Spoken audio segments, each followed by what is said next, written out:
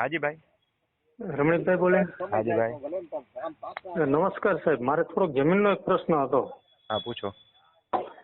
હવે અમારા ભાઈઓમાં ઉલટસુલટ થઈ ગઈ છે જમીન. આ જમીન માપણી થઈ ને ત્યારે પછી ડીએલઆર ની અંદર અમે અરજી કરી દીધી, તો એ લોકોનું કહેવાનું એમ થયું કે બધાની શું કે સહમતિ લઈ અને સ્ટેમ્પ પેપર ઉપર સાઇન કરાવતા આવો. બરોબર છે. 300 રૂપિયાના સ્ટેમ્પ ઉપર એગ્રીમેન્ટ કરવું પડે. અને જેની સામે બદલી ગઈ હોય કે એમાં સહમતિ આપે તો જ થાય, નકર તમારે સિવિલ કોર્ટમાં જવું પડે અને સિવિલ કોર્ટમાં કોઈ દી નિકાલ આવે નહીં. અહીંયા હજી ડિસેમ્બર મહિનો છેલ્લો છે. ડિસેમ્બર પછી ગવર્મેન્ટ વધારી દે તો વાત જુદી છે. જે ઓલા રીસર્વે થયા ને એમાં જેટલાના પ્રોબ્લેમ છે, આ વિસ્તારવાજ માહિતી એટલે આપું છું કે હું ગ્રુપમાં મૂકીશ ત્યારે બીજા ભાઈઓ સાંભળે. આ અંગેનો મેં એક ઓડિયો જે છે એ રમણીકભાઈ કોટડિયા રેવન્યુ માર્ગદર્શન નામની ચેનલમાં આજે જ મૂક્યો. હજી એ સાંભળ્યો કે નથી સાંભળ્યો? એ સાંભળ્યો એટલે જ મને એમ થયું બે ચેનલ ચલાવીએ છીએ. એક ચેનલમાં ખેડૂતોના નાના પ્રશ્નો હોય ને આપણે 1 મહિનાથી મૂકીએ, જેમાં લગભગ 100 ઓડિયો થઈ ગયા.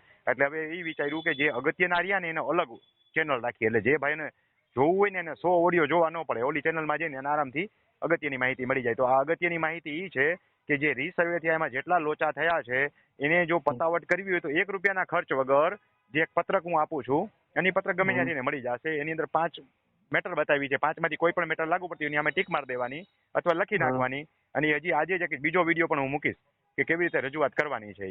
આજે ખાલી મેં એમનો બ્રીફ આપી છે. હવે આજ સાંજે હું એક બીજો બનાવીને મૂકીશ. એમાં આ રીતે રજૂઆત કરવાની છે અને એ પત્રક ભરી એની એક ઓછી કરાવી લેવાની. તમને પણ આ જ લાગુ પડશે. ઓછી કરાવી લેવાની અને અત્યારે પહેલા તો એ સબમિટ કરાવી દો ડિસેમ્બર પહેલા, એટલે તમારું સ્ટેન્ડ ઊભું રહેશે. નહીતર જો એ સરકાર ડેડલાઇનને એક્સટેન્ડ નહીં કરે તો પછી કેસ ચલાવવા પડશે. ને કેસ ચલાવવા અઘરા છે અથવા દસ્તાવેજી ટ્રાન્સફર કરવી પડે, એ ખર્ચાળ છે. એટલે અત્યારે સામેવાળો મંજૂરી ન આપે ને તો પણ એક વાંધા અરજી નાખી અને મૂકી દેવાનું. હવે પછી તમે જે પૂછો છો એ પ્રશ્ન, જો એની પતાવટ કરવી હોય તો ડીએલઆર સાહેબને અધિકારો બંને પરમિશન આપે તો જ છે.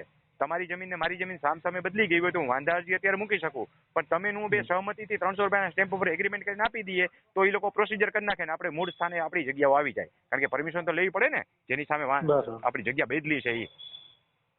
એના સિવાય ન પતે એવું થયું. હા, એના સિવાય સામેવાળાને શું વાંધો છે? એને લોચો તો છે જ ને.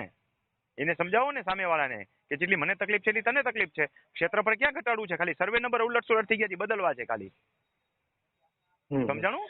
તમારી જમીન કોઈ બદલવાની નથી. તમારે ઉઠીને એની જમીનમાં જ જવાનું, એને ઉઠીને તમારી જમીનમાં નથી આવવાનું.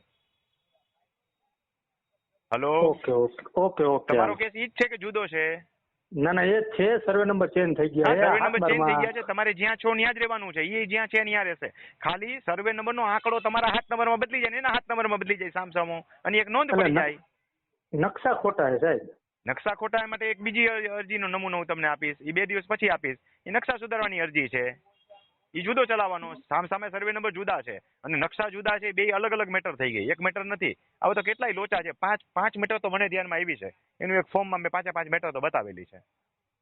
બરાબર. જે કોમન મેટર હોય ને હું કોમન સમજાવી દઉં. કોમન આમાં મારા જે યુટ્યુબ જોવા વાળા છે ને ફોટો પાડીને હું ઓલા નવા ફોર્મમાં જ બતાવી દઉં છું, એટલે સરળ રહી એને કામ.